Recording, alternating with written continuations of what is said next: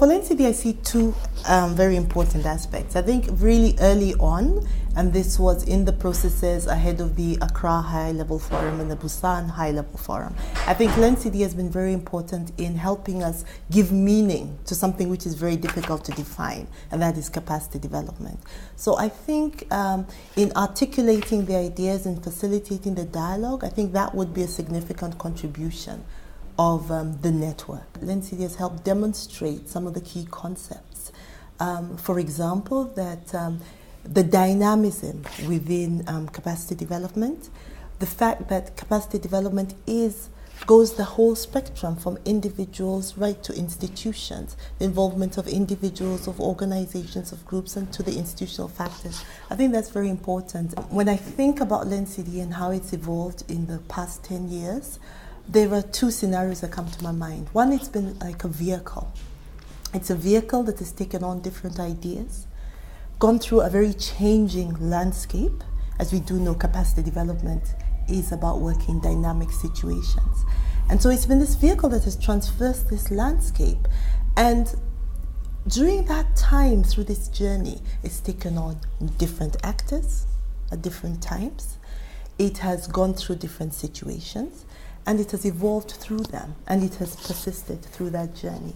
So that the issues being articulated were quite different before Accra. And I think Accra, the meetings that LearnCD helped facilitate, the forums before that, were very important in putting capacity development on the map.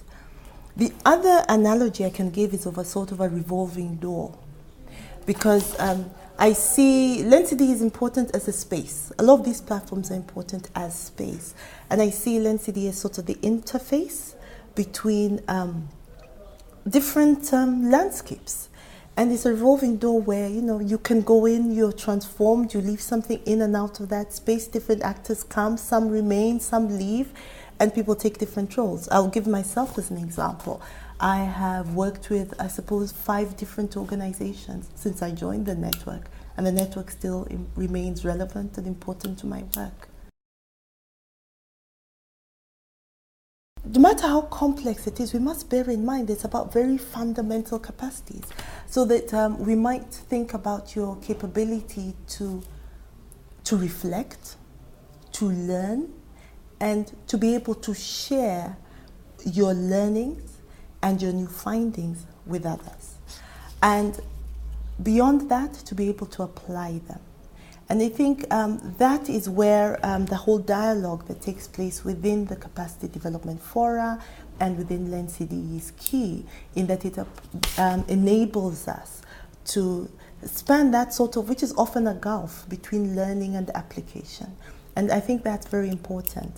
So when we come to the issue of sustainability, very often people think about just efficiency, but one of the key things is that relevance. And so it is by applying lessons learned, being able to distill lessons which are applicable and which are appropriate, that is where you can take some steps towards sustainability.